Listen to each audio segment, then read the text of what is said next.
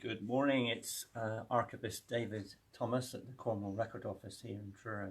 Today, as it's the day of Halloween, I'm going to talk to you along the vein of David's devilish documents. And November, we've just had our clocks change and the evenings are drawing in. November is the month of looking back, of reflection, remembrance. We have All Saints' Day tomorrow.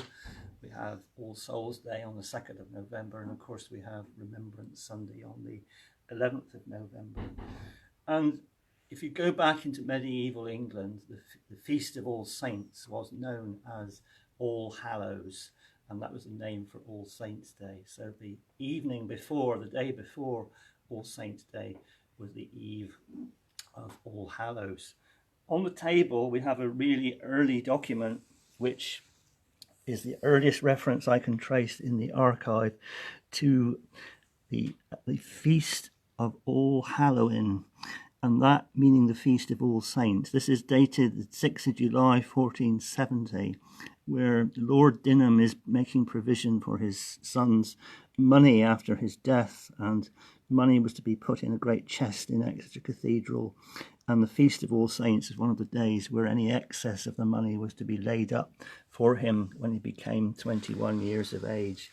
That's the earliest one I can actually find that refers to what has become to be known in modern times as All Halloween or Halloween. And also, we tend to think about the dark and mysterious, the supernatural world, a couple of references to that.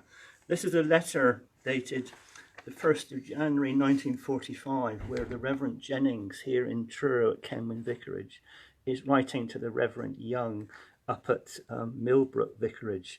I'm going to read a bit of you what he says. He's obviously been asked about happenings at the vicarage. And he says, with regard to the ghost, it always was reputed that's the vicarage to be haunted. I never saw or heard anything, but my wife and Bernard Clements, my pupil, used to hear footsteps. And the nurse we had when Catherine was so ill was very much frightened at something at night. What it was, she did not say.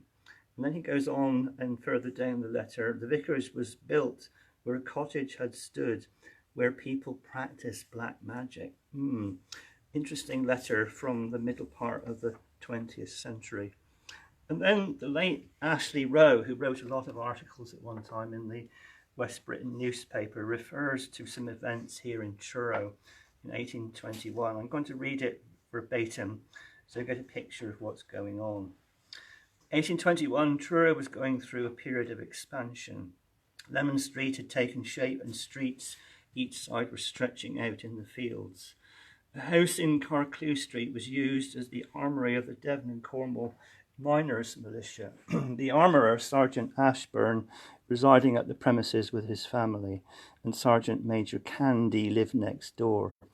Not a place one might think where supernatural disturbances would occur, but on the evening of Tuesday, April the 10th, 1821, there were signs of the work of some malevolent spirits.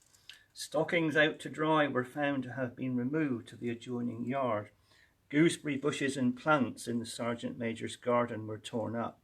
Bushes were also torn up in Sergeant Ashburn's garden. These were found with 3 pennies lying near them.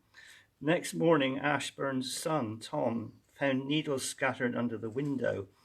The Sergeant Major was nearby getting in coals, and he with others searched and picked up upwards of 200 needles.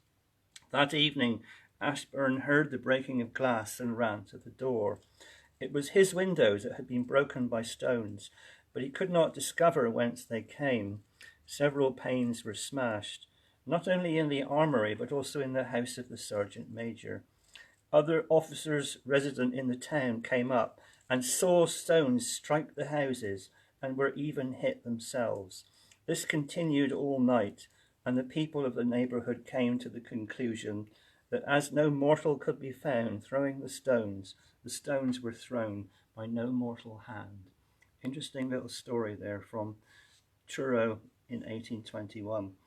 Enjoy your Halloween celebrations tonight, and also please stay safe. Enjoy. Thank you very much.